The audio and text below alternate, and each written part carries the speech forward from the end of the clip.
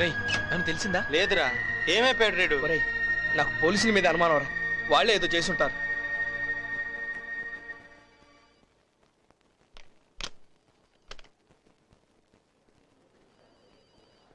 మీరు రండమ్మా.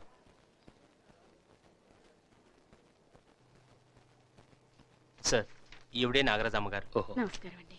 నమస్కారం. కూర్చోండి. సార్, వారం రోజుల నుంచి మా అబ్బాయి కనిపించడం లేదు. పోలీసులు తీసుకెళ్లారన్నారు. ఏ స్టేషన్కు వెళ్ళి అడిగినా లేడంటున్నారు. వాడు ఏమైపోయాడని మాకు భయంగా ఉందండి. మాకు వాడు ఒక్కడే ఆధారం. వాళ్ళ నాన్నగారు కూడా పోయారు. మీరంటే వాడికి చాలా అభిమానం. మీకోసం వాడు ఏమైనా చేస్తాడు. మీరు నిరాహార దీక్ష చేస్తున్నారని వాడు 3 రోజులు భోజనం కూడా చేయలేదండి. వాడికి ఏమన్నా అయితే నేను తట్టుకోలేదు సార్, తట్టుకోలేదు. సార్, మా అన్నయ్య మాకు ఇప్పించండి సార్, కావాలంటే ఊరిల్లు వెళ్ళిపోతాం. కంగారు పడకండమ్మా. ఈ రోజు నాగరాజు కోర్టుకు హాజరు కావాలి. తను ఎక్కడున్నా సరే వెతికి తీసుకురమ్మని చెప్తాను. మీ అబ్బాయికి ఏం కాదు, ధైర్యంగా వెళ్ళిరండి. నేను హామీ ఇస్తున్నాను. సూర్యదేవర నాగరాజు, సూర్యదేవర నాగరాజు, సూర్యదేవర నాగరాజు.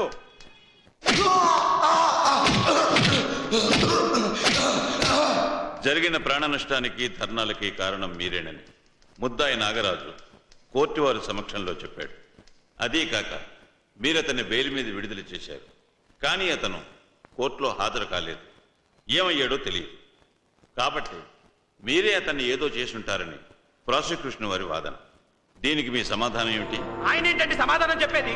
సీఎం రాజీనామా చేయాల్సిందే. CM CM CM CM CM CM CM.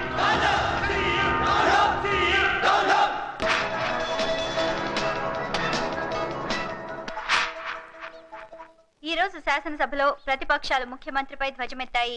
విద్యార్థి నాయకుడు నాగరాజు కోర్టులో హాజరు కాకపోవడానికి ముఖ్యమంత్రి చంద్రశేఖర్ నాయుడు గారి కారణమని, అందుకు వారు రాజీనామా చేయాలని డిమాండ్ చేశాయి.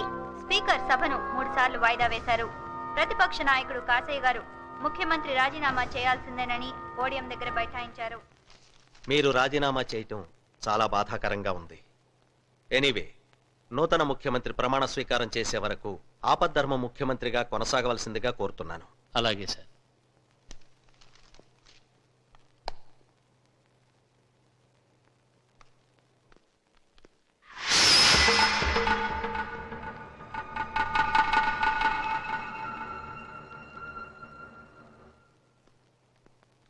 నమస్కారం అండి. నమస్కారం. నమస్కారం. రండి, కూర్చోండి. మా పార్టీ నాయకుడు రాజీనామా చేసిన సంగతి మీకు తెలుసు. అసెంబ్లీని రద్దు చేసి ఎన్నికలు జరిపే అవకాశం లేకుండా నేను ప్రభుత్వాన్ని ఏర్పాటు చేస్తాను. ఇదిగోండి నా సపోర్టర్స్ లిస్ట్. నేను నా పార్టీ ఎమ్మెల్యేలు 32 మంది. ఈయన ప్రభుత్వానికి సపోర్ట్ ఫ్రీ. ఇదిగోండి. సపోర్ట్ ని ఫ్రీ అనకూడదు, బేషరతు అనాలి. ఇలా లిస్టులు అప్పచెబితే చాలదు. కనీస మద్దతు కోసం కావలసిన 148 మంది ఎమ్మెల్యేలను నా ముందు హాజరుపరచండి. అప్పుడు మీకు అవకాశం ఇస్తాను. అట్లాగేనండి, ఇక పని మీద ఉంటాం. హలో, బాగున్నావమ్మా? బాగున్నానన్నా. ఏంటి గొంతు అదోలా ఉంది? జలుబు చేసిందా? అవునమ్మా, మా టీవీలో ఒక సీరియల్ స్టార్ట్ కాబోతుంది. ఒక సన్నివేశం ముగింపు కోసం నన్ను అడిగారు. నువ్వేమన్నా సలహా చెప్తావేమోనని ఫోన్ చేశాను. ఏ సీరియల్ అన్నా? తండ్రి కూతుళ్ల కథ, కొత్త సీరియల్. కూతురు భర్త తండ్రి ప్రాణ స్నేహితుణ్ణి చంపేస్తాడు. ఆ విషయం తండ్రికి తెలుస్తుంది. ఈ సంగతి చట్టానికి చెప్పాలా వద్దా? అదేంటన్నా, హత్య గురించి చెప్పకపోతే ఎలా? చెబితే కన్న కూతురు పసుపు కుంకాలు పోతాయి కదమ్మా. తప్పు నాన్న. కూతురు పసుపు కుంకాల గురించి ఆలోచిస్తే ఒక హంతకుడు తప్పించుకుంటాడు కదా. పైగా తను చంపింది తండ్రి ప్రాణ స్నేహితుడిని అంటున్నారు. రక్త సంబంధం కంటే స్నేహబంధం గొప్పది నాన్న. అతన్ని చట్టానికి అప్పచెప్పడమే కరెక్ట్. థ్యాంక్స్ అమ్మా, మంచి సలహా ఇచ్చావు.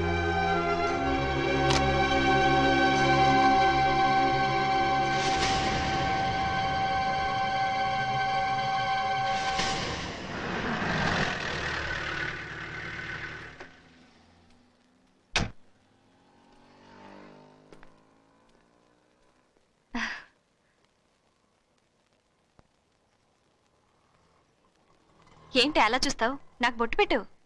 ఏంటమ్మా ఇదంతా? సుహాసిని మా ఆయనకిచ్చి పెళ్లి చేయమని అడగడానికి వచ్చాను నాన్న. ఏ ఆడదైనా భర్త రెండో పెళ్లి చేసుకుంటారంటే భరించలేదు. అలాంటిది నా చెల్లెల్ని నాకు సవతిగా పంపమని అడుగుతున్నా. అక్క, నీకేమైనా పిచ్చి పట్టిందా? నువ్వు బొట్టు పెట్టి అడిగినా కాళ్ళు పట్టుకున్నా నువ్వు అనుకున్న జరగదు. నేను అనుకున్నది జరగకపోతే నేను చచ్చిపోతానని చెప్పిన ఒప్పుకోవా? అక్క, నీ మొగుడు గురించి నీకు తెలీదు. అతను ఒక హంతకుడు. సుహాసిని, చెంప పగల కొడతాను. ఇష్టం లేకపోతే ఇష్టం లేదని చెప్పు, అంతేగాని నీ బావని హంతకుడు అంటావా? చెల్లెల్ని కొట్టే హక్కు నీకుంది గాని హంతకుడు కాదనే అధికారం నీకు లేదమ్మా. ఈ నిజం ముఖ్యమంత్రి గారికి చెప్పి సాక్ష్యం ఇచ్చి రావడానికే బయలుదేరాను. ఇంతలో నువ్వు వచ్చావు. కూతురు పసుపు కుంకాలు తోడడానికి భయపడుతున్న సీరియల్లో తండ్రిని నేనేనమ్మా. నా మాట నిజం కాదనుకుంటే నీ కళ్ళతో నువ్వే చూద్దువు గాని రామ్మా.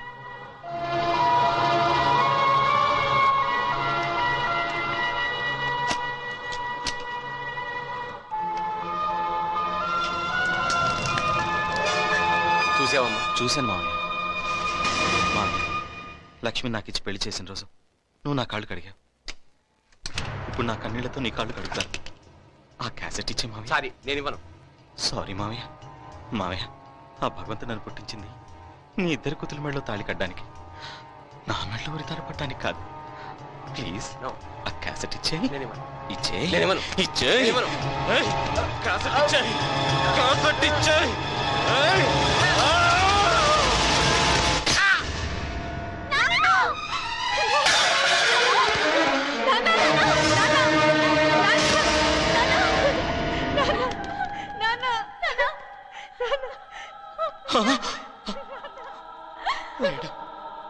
ఆల్రెడీ ఒక హత్య చేశాను, ఇప్పుడు ఇది రెండోది. మీరు కనుక ఎదురు తిరిగితే మిమ్మల్ని కూడా చంపేస్తాను.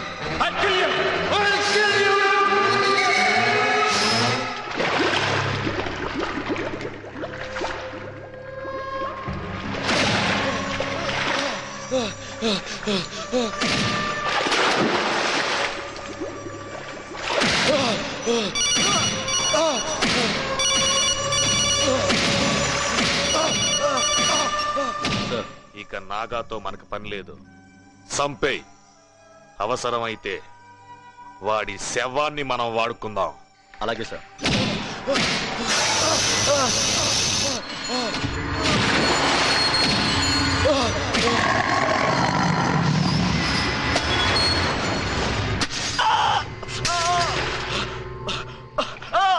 చూస్తారేంట్రా? వెసండి వాడిని.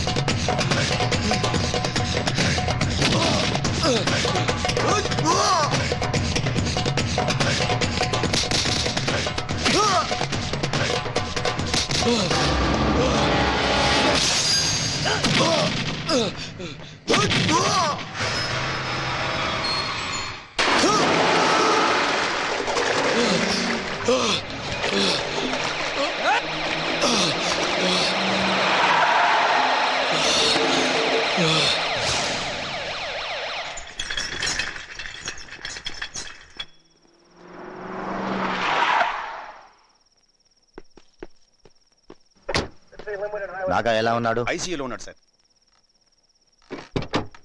Sir Surya here sir. నాగాని జాగ్రత్తగా చూసుకోండి. Yes sir. ఎల్లుండి కోర్టులో హాజరుపరచాలి. Sir. This is CM order. Okay sir.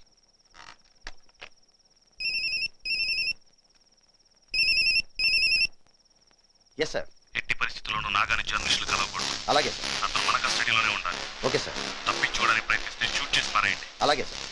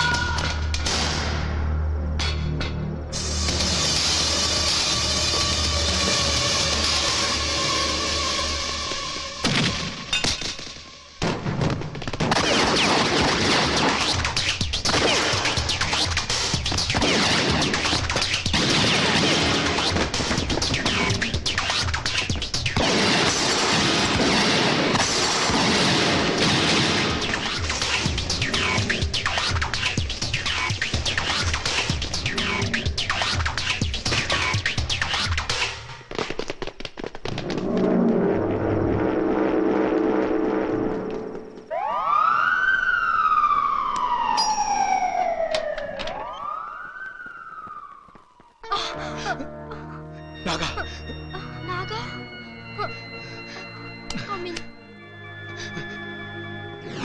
Sir Naga తప్పించుకున్నాడు సార్. అయితే ఓ పని చేయండి, అందరూ కలిసి హుస్సేన్ సాగర్ లో తోకండి. అలాగే sir. Sir. Idiot. Thank you sir. City మొత్తం అలర్ట్ చేయి. Be careful.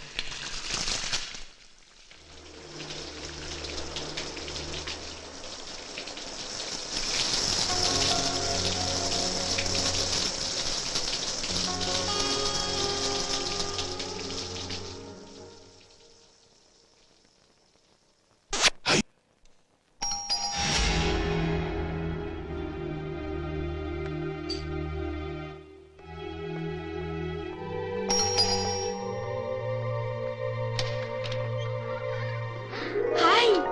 హాయ్.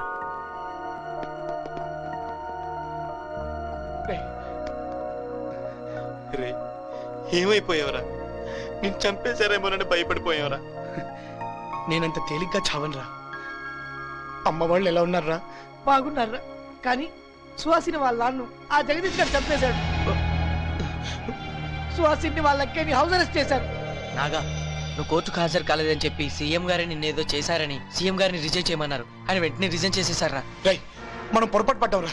సీఎం గారి నిరాహార దీక్షని డిస్టర్బ్ చేయించింది మా నాన్నగారిని చంపించింది ఆ హోమ్ మినిస్టర్ జగదీష్ గారు రా. రై నా దంట పెట్టుకుని సీఎం పదవి కోసం వాళ్ళ నాన్న నాటుకోరా. రై ఇప్పుడు మనం పని చేయాలరా. నా మీద వాళ్ళు ఇంకా ఎఫ్ఐఆర్ ఫైల్ చేయలేదు, కానీ నేను కనిపిస్తే డెఫినెట్ గా నన్ను కాల్ చేస్తారు. రై నేను వెంటనే యాంటిసిపేటరీ బెయిల్ తీసుకోవాలరా. దానికి మీ సహకారం కావాలరా. రై ఏం చేయాలో చెప్పు, నీ కోసం ఏం చేయడానికి మేము సిద్ధం. అవునరా.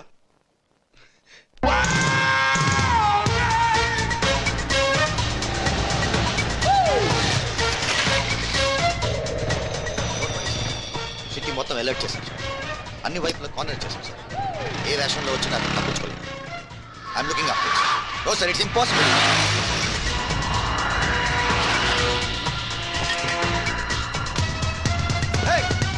Hey you! Naga, catch him! Come on! రేయ్ ఓకే. అరే రండ్రా.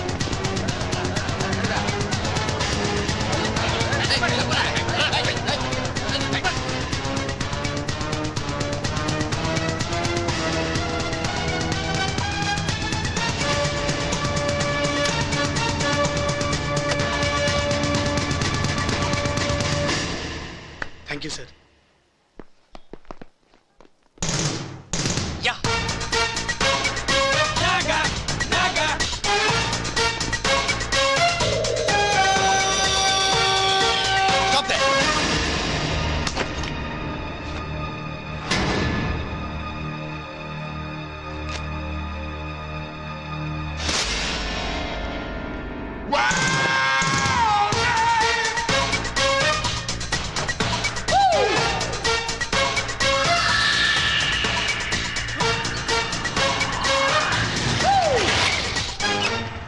మొత్తం ఎమ్మెల్యేలు అందరూ హోమ్ మినిస్టర్ గారు పక్కకెళ్ళారు సార్.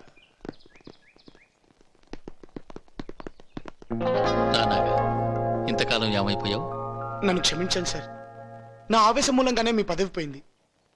ఇప్పుడే కోర్టుకెళ్ళి జడ్జి గారికి అసలు ఏం జరిగిందో చెప్పేస్తాను సార్. నేను పదవిని పట్టుకుని వేలాడే మనిషిని కాదు నాగా. ఈ రాజకీయం వైకుంఠపాడు లాంటిది. నేను పావు నోట్లో పడ్డాను, అతను నిచ్చెనెక్కేశాడు. ముఖ్యమంత్రికి కావాల్సిన 150 మంది ఎమ్మెల్యేలని కొనేశాడు. కొనేస్తే మీరు ఆపద్ధర్మ ముఖ్యమంత్రి సార్. అవును, ధర్మానికి కాదు ఆపద్ధర్మానికి ముఖ్యమంత్రిని. మొత్తం పోలీసులు ఆఫీసర్లు అతని ఇంటి ముందు పడిగాపులు కాస్తున్నారు. మిమ్మల్ని ఆరాధించే ఆ ఎమ్మెల్యేలు అతనికి ఎలా సపోర్ట్ చేస్తారు సార్? అమ్ముడుపోయారు. నువ్వు మార్కెట్కి వెళ్తే కిలో వంకాయలు ఇంత అని చెప్తారు. ఆ సీజన్ అంతా ఒకటే రేటు. కానీ రాజకీయ నాయకుల రేటు నిలకడగా ఉండదు. సార్, మీరు మంచితనం అలా మాట్లాడుతున్నారు. నేను మంచి వాళ్లకు మంచివాడిని, చెడ్డ వాళ్లకు చెడ్డవాడిని. నేనేది మొదలు పెట్టను. మొదలు పెడితే అది సాధించే వరకు వదిలిపెట్టను. సార్, నాకు ఒక అవకాశం ఇచ్చి చూడండి. మొత్తం ఎమ్మెల్యేలందరినీ మీకు సపోర్ట్ గా గవర్నర్ గారి ఇంటి ముందు నిలబెడతాను. నువ్వు కుర్రాడు, ఆవేశం నిన్ను ఇలా మాట్లాడిస్తావు. ఇది ఆవేశంతో మాట్లాడే మాటలు కావు సార్. ఈ రోజు ప్రతి స్టూడెంట్ మీ వెనకాల ఉన్నాడు. మీకోసం ప్రాణాలు ఇవ్వడానికైనా సిద్ధంగా ఉన్నాడు సార్. కుటుంబం కోసం చచ్చిపోవడం కంటే, కులం కోసం చచ్చిపోవడం కంటే, మతం కోసం చచ్చిపోవడం కంటే రాష్ట్రం కోసం చచ్చిపోవడంలో రాజసం ఉంది సార్.